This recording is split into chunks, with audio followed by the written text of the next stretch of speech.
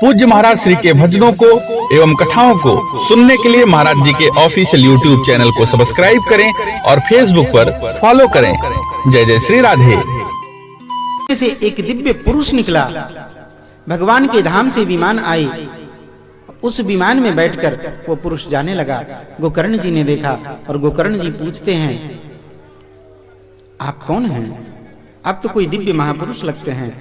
धुंधकारी मुस्कुराया, भैया मैं वही आपका छोटा भाई धुंधकारी हूं। कथा श्रवण के प्रभाव से मेरा ये स्वरूप दिव्य हो गया।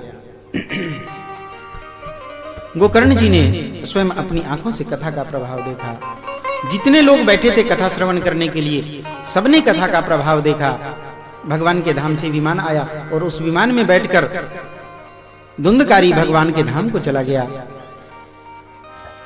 जो लोग बैठकर कथा श्रवण कर रहे थे, सबने एक प्रश्न किया, कथा तो सबने सुनी, फिर विमान सबके लिए क्यों नहीं आया? विमान सबके लिए आना चाहिए ना, केवल धुंधकारी के लिए विमान क्यों आया? संतों ने इसका उत्तर दिया, जय जय श्री सीताराम। संतों ने उत्तर दिया, धुंधकारी ने देख लिया था, समझ गया था कि प्रेत योनि में पड़ने के बाद कितना कष्ट होता है। इसलिए धुंधकारी अब कोई चूक नहीं करना चाहता था, चूकना नहीं चाहता था।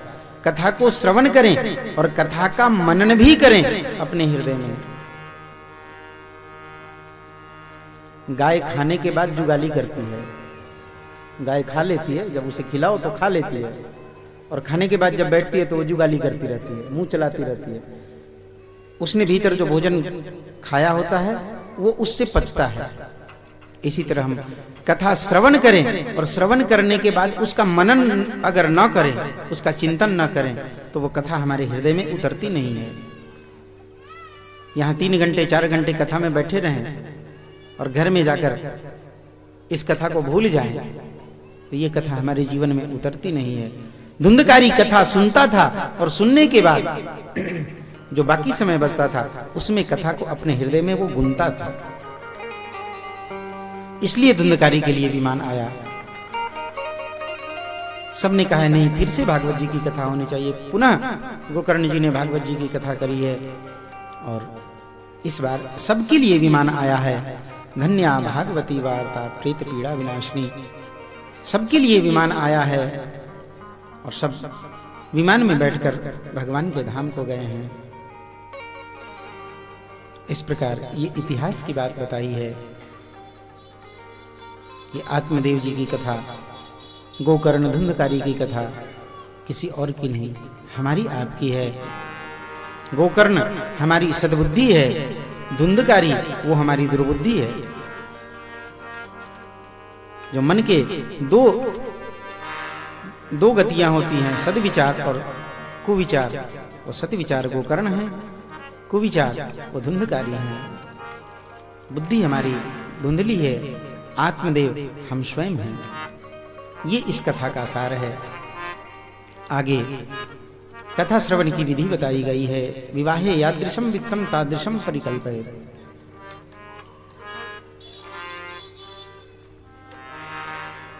एक बड़ी विचित्र बात है,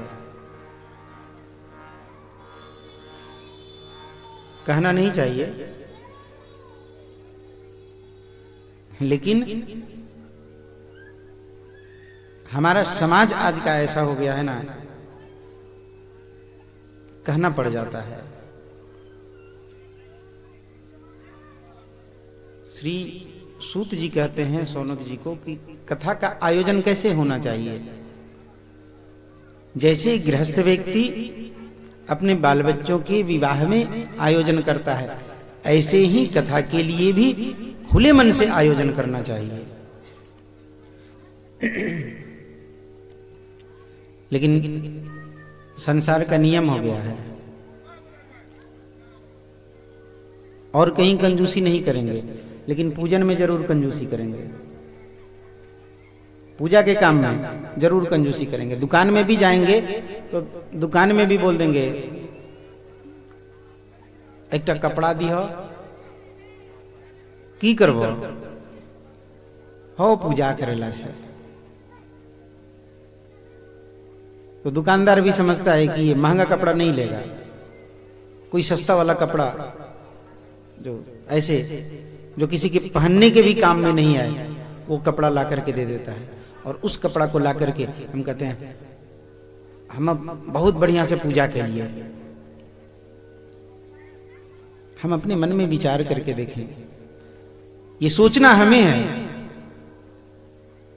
जो दुनिया का रिजेक्ट चीज होता है वो हम भगवान को समर्पित करते हैं। पूजा में जो धोती चढ़ाएंगे वो धोती खुद पहनने के लिए अगर कह दिया जाए तो एक भी दिन पहनना मुश्किल हो जाएगा।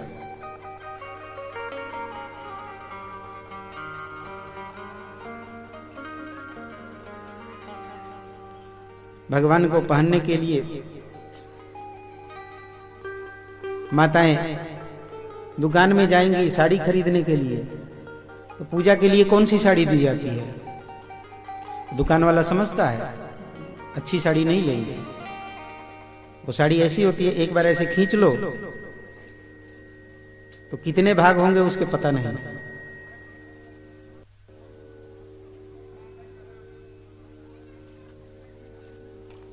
सब जगह जो जैसा है वैसा करते हैं, लेकिन पूजन के कार्य में हम कंजूसी करने लग जाते हैं, जबकि और कहीं हमें कंजूसी कर लेनी चाहिए।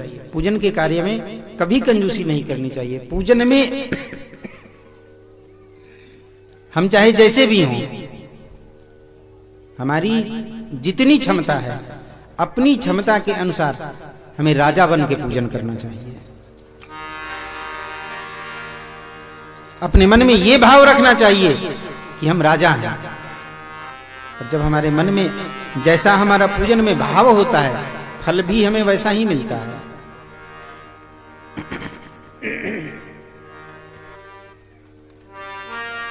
जब भगवान के सामने हम राजा बन के बैठते हैं और उस विधि से हम भगवान की पूजा करते हैं तो भगवान भी समझते हैं इसकी जितनी क्षमता है अपनी क्षमता के अनुसार इसने राजा बन के पूजन किया है। कोई जरूरी नहीं कि कर्ज लेके हम राजा बन के पूजा करें, ये भी मैं नहीं कहता, ऐसा नहीं करना है। लेकिन जितनी हमारी क्षमता है उससे अपनी क्वालिटी लो नहीं करनी चाहिए। हो सके तो हाई क्वालिटी करो, उच्च क्षमता का प्रदर्शन करो, नहीं तो जहां है वहां से नीचे नहीं जाकर पूजन करना चाहिए। पूजन के कार्य में सदैव अपने मन में सुंदर भाव बना के पूजन करना चाहिए।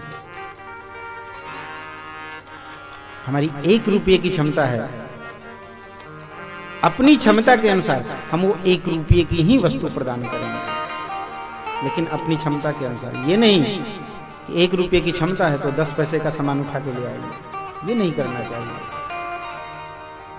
ये मैं इसलिए नहीं कह रहा कि आप लोग मुझे दान दोगे, मुझे चढ़ाओ, कहीं भी करो, किसी के साथ भी करो, अपनी क्षमता के अनुसार दान अपनी क्षमता के अनुसार होना चाहिए। विभवे दान शक्तिश्च रति शक्तिश्च मैथुन। मेरे सरकार बताया करते हैं जब व्यक्ति को वैभव प्राप्त होता है तो वो वैभव का दर्शन कहां होता है? बोले दान शक्ति में। व्यक्ति दान कैसा कर रहा है इससे उसकी शक्ति का परीक्षण होता है, इससे उसकी शक्ति का पता लगता है।